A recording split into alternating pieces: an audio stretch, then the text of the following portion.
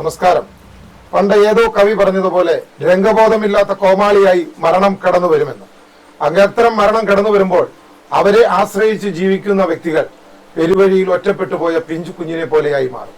അത്തരത്തിൽ ഈ അടുത്തയിടെ ഒരു മരണപ്പെട്ട യുവാവിന്റെ വീട്ടിലാണ് ഞങ്ങൾ നിൽക്കുന്നത്.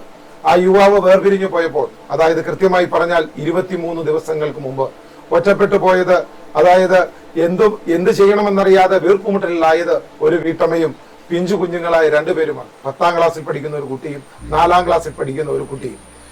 ഭർത്താവിനനുസരിച്ച് ഗൃഹസ്ഥയായി വീട്ടിൽ ജീവിച്ചിരുന്ന ഈ യുവതിക്ക് ഇപ്പോൾ എന്ത് ചെയ്യണം എന്നറിയാത്ത അവസ്ഥയിലുമാണ്. ഈ അടുത്തിടയ്ക്കാണ് മറ്റൊരു വാർത്ത ഇവരെ തേടിയെത്തുന്നത്. ഈ വീട് ഉടൻ ഒഴിഞ്ഞു കൊടുക്കണം, അതായത് ജപ്തിയുടെ വക്കിലാണ് ഈ വീട്. ഭാര്യയെ തന്റെ കഷ്ടപ്പാടുകൾ അറിയിക്കാതെ ചേർത്ത് നിർത്തി എല്ലാ സൗകര്യങ്ങളോട് കൂടി വളർത്തിയെങ്കിലും പരിരക്ഷിച്ചു എങ്കിലും ഇപ്പോൾ ഈ കടബാധിതയിൽ ഈ വീടും ഇവർക്ക് നഷ്ടപ്പെടുന്ന അവസ്ഥയിലാണ്. ഈ വീട് ഒരു പഴയ വീടാണ്. കോരിച്ചൊരിയുന്ന മഴയത്ത് ഈ വീട് ചോർന്നൊലിക്കുന്ന ഒരവസ്ഥയിലുമാണ്.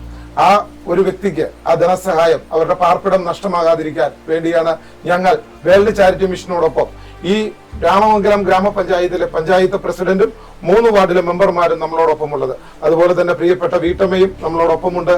ഈ മരണത്തിന്റെ ആ ഞെട്ടലിൽ നിന്ന് മാറിയിട്ടില്ലെങ്കിലും ആ പിഞ്ചു കുട്ടികളെ ഞങ്ങൾ വീഡിയോയിൽ കാണിക്കുന്നില്ല. കാരണം അവർ നാളെ സ്കൂളിലെല്ലാം ചെല്ലുമ്പോൾ അവരുടെ ഈ ദുരവസ്ഥ മറ്റുള്ളവർ അറിഞ്ഞ് അവർക്ക് നിരുപകാരപ്രദമായ ഈ ഒരു സഹതാപ തരംഗത്തിന്റെ ആവശ്യമില്ല എന്നുള്ളത് കൊണ്ട് തന്നെയാണ് കുട്ടികളെ ഞങ്ങൾ കാണിക്കാത്തത്.